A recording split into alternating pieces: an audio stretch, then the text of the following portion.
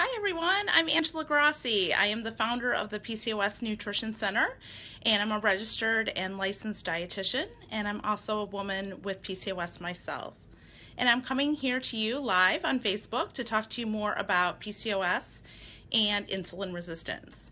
I think it's a common topic that a lot of women with PCOS are really kind of not sure about, and it's really complex. So I'm hoping to break it down into some simple pieces of information, because diet and lifestyle are the primary treatment approaches for women with PCOS. And I think if you understand why, how the body, what insulin resistance means and what it means to the body and to PCOS, that will help you to take better control over your PCOS.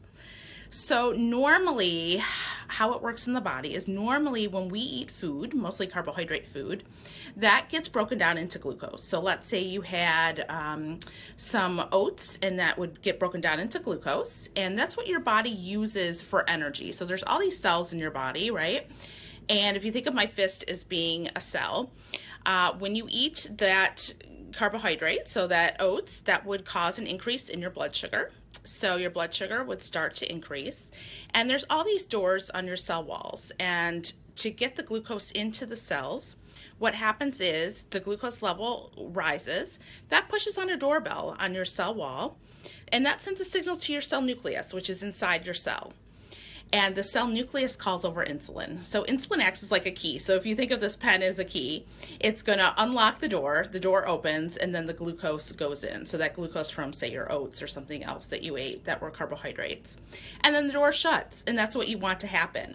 If you're insulin resistant, what that means is that these doors are resistant to opening. And there could be a number of reasons. One of the main reasons we think with women with PCOS is that the doorbell is defective. So what happens is, if you eat the carbohydrate food, these doors aren't opening automatically, and they're not opening right away. And if the doorbell is defected, which could be the case, then the cell nucleus isn't getting the signal to open up the doors. So what happens is your body is secreting insulin, but it secretes a whole bunch of it, almost to act as like a tsunami, to force that door down, to force the glucose into your cells. And that's why hopefully you're not suffering from type 2 diabetes, because the insulin is doing its job. But what happens is, if you have all this extra insulin, that gets stored in your body, usually in the abdominal section, that extra spare tire, as fat. And it can also get stored in your liver, and that's when it can become problematic. And even women who aren't insulin resistant, what this means for them is, when we look at women with PCOS compared to those without PCOS, women with PCOS have higher insulin levels, and that's independent of weight. So when we have lean women with PCOS, we still see that they have higher insulin levels than those without PCOS. So even though they might not be full-blown insulin resistant, they could still have an insulin issue, and their body still could be producing too much insulin.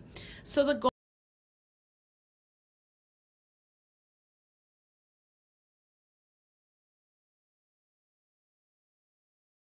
lifestyle. So diet is certainly very important at bringing down insulin. If you eat a healthy diet, not necessarily a carb-free diet, but a lower carb diet with the emphasis on the lower glycemic index foods, getting in plenty of healthy fats, that can help to bring down insulin. If you're looking for more information, I would definitely recommend the PCOS workbook.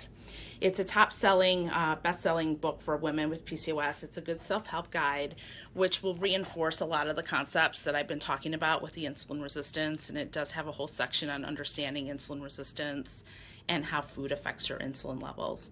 So it's important to follow a healthy diet that'll keep the insulin levels low. Exercise is a second big component to women with PCOS. When we exercise, those doors on our cell walls, guess what? They open automatically. So we don't need all this extra insulin to get those doors to open to let the glucose in. The doors are opening in response to the exercise. So anything you like to do, it could even just be a walk, and spreading out that exercise throughout the day. Even if you get a 10-minute walk in the morning and a 10-minute walk later, that still adds up to 20 minutes, and that can make a big difference in improving your insulin. And then lastly, another way to improve your insulin is through diet, or through supplements like inositol. And I'll do another whole video segment about inositol, because I think it's important that women especially with PCOS, understand how it can affect insulin resistance. So inositol is a big key component to improving insulin, and I have a lot of information on my blog, which is PCOSnutrition.com. I personally have been seeing great success in it bringing down my risk for diabetes, reducing cravings. And there are other supplements like NAC, which is N-acetylcysteine. Again, more information on our blog, but NAC is an insulin sensitizer that has been shown to work just as well as metformin in a couple of long randomized controlled trials.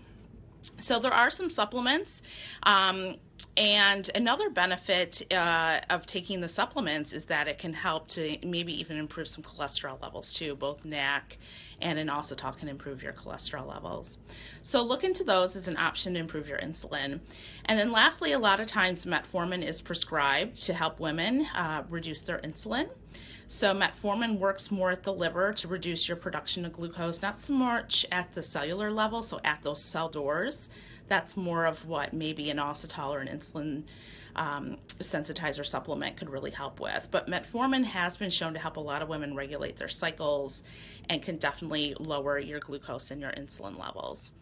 So I hope that clears up a lot of information about what insulin resistance is and why it's so important that women with PCOS make changes to their diet and lifestyle so that they can bring down their insulin and take control over PCOS, because PCOS can be modified. It's not going to go away, unfortunately, but you can make changes to your lifestyle that's going to improve it, and you can live a healthy life, hopefully.